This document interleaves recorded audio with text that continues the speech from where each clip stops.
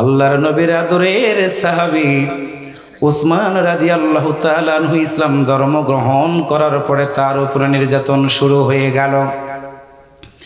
আল্লাহর নবীর সাহাবী আবু বকর একদিন ওই রাস্তা দিয়ে যখন যাচ্ছিলেন, দেখতে পেলেন উসমানকে কাফেররা ধরে ধরে মারা শুরু করে দিয়েছে। আল্লাহর জমিনে দ্বীন কায়েমের আন্দোলনে শরীক হয়ে উসমান রাদিয়াল্লাহু তাআলা আনহুর যত সম্পদ ছিল রে ভাই, কয়েকটা উটের উপরে তার উটের উপরে চাবিগুলো রেখে দেওয়া হতো তার সম্পদগুলো রক্ষণাবেক্ষণ করার জন্য। কত ধনী ছিলেন! এমনই ধনী মানুষ ইসলাম গ্রহণ করার পরে আল্লাহর নবীর কোরআনের দাওয়াত দিয়ে যেতেন সব জায়গায়। ওসমান রাদিয়াল্লাহু তাআলা আনহুকে একদিন গ্রেফতার করা হলো। দুইটা বর্ণনা পেয়েছে সাহাবে রাসূলের জীবন কথা, সাহাবা শরীফ বইয়ের ভিতরে। সেটা হলো ওসমান রাদিয়াল্লাহু তাআলা আনহুকে মরুভূমির বালুকা রাশির উপরে তাকে নিয়ে যাওয়া হলো, উত্তপ্ত বালুর উপরে। ওসমানকে বলা হলো, ওসমান, শুনেছি তুমি নাকি কালেমা পড়ে মুসলমান হয়ে গেছো।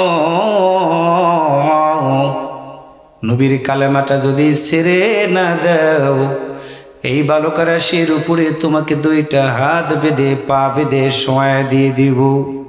আল্লাহর বান্দারা ওসমান ডাক দে বলে, হ্যাঁ, কালেমা পড়েছি আমি দুনিয়ার জন্য না, কালেমা পড়েছি আল্লাহর জান্নাতে যাওয়ার জন্য। আমার দিনী ভাইরা, ওসমান রাদিয়াল্লাহু তাআলা আনহুকে দুই হাত বাঁধা হলো, দুই পা বেঁধে মরুভূমির গরম বালুকা রাশির উপরে শোয়া দেওয়া হলো। পিঠের চামড়াগুলো পুড়ে গেল। ওসমানের বুকের উপরে অত্যাচার করে ওই রাস্তা দিয়ে যাইতেছিলেন আবু বকর সিদ্দিক রাদিয়াল্লাহু তাআলা আনহু। আবু বকর তাকায় দেখলেন ওসমান আঘাতপ্রাপ্ত।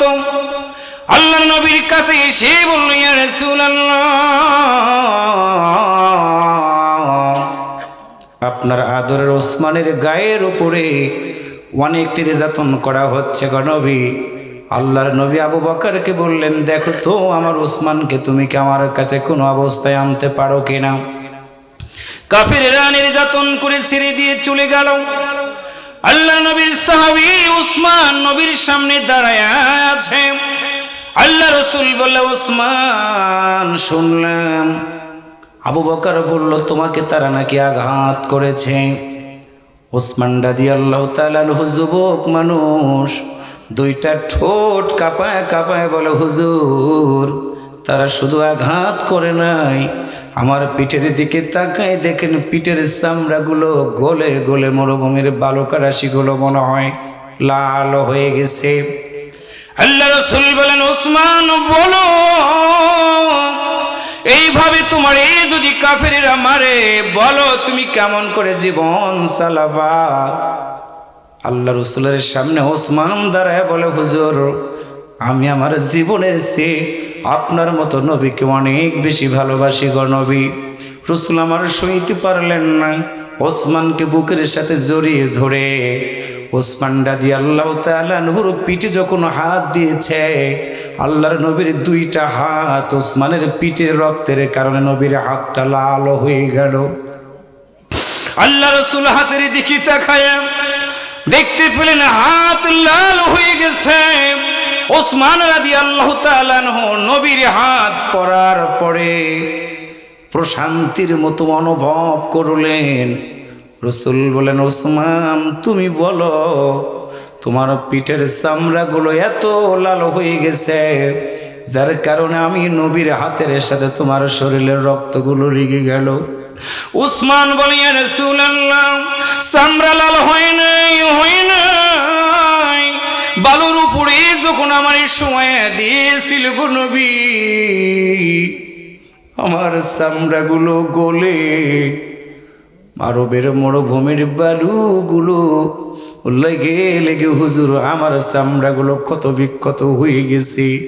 রাসূল বলেন, ওসমান, আমি নবী দেখতে চাই, দেখি তোমার পিঠের অবস্থাটা কেমন হয়ে গেছে। ওসমান বলে, ইয়া রাসূলুল্লাহ, না না না, আমি পারবো না। আমার পিঠটা আপনাকে দেখাতে। হুজুর বললেন, ওসমান তুমি কি একটু দেখাও, আমি দেখব। দিনের জন্য আমার জলিলুল কদর সাহাবী ওসমানের শরীরটা কত ক্ষত বিক্ষত হয়ে গেছে। ওসমান বলে, ইয়া রাসূলুল্লাহ, না আমি পারবো না। আল্লাহ রাসূল বলেন, আবু বকর তুমি আমার ওসমানের গায়ের জামাটা সরায় দাও। ওসমান রাদিয়াল্লাহু তাআলা আনহু দাঁড়ায় আছে। আবু বকর সিদ্দিক রাদিয়াল্লাহু তাআলা আনহু যখন হযরত ওসমানের গায়ে থেকে কাপড়টা সরায় দিয়েছেন, আল্লাহর নবী ওসমানের ক্ষত বিক্ষত ঘায়ের দিকে তাকায়া নিজের আর চোখের পানিগুলো ধরে রাখতে পারলেন না। আল্লাহর নবীর গাল বেয়ে মুক্তার দানার মতো করে পানিগুলো গড়িয়ে গড়িয়ে পড়ে। রাসূল বলেন, ওসমান বলো তুমি আমার কাছে কোনো কিছু চাও কিনা? ওসমান বলো, ইয়া রাসূলুল্লাহ কোনো কিছু চাই না, তবে আপনার কাছে এতটুকু জানতে চাই, বলেন তো আমি ওসমান এই আঘাতের কারণে যদি দুনিয়া থেকে বিদায় হয়ে যাই, আপনার মতো নবীকে আমি আর কোনোদিন দেখতে পারবো না।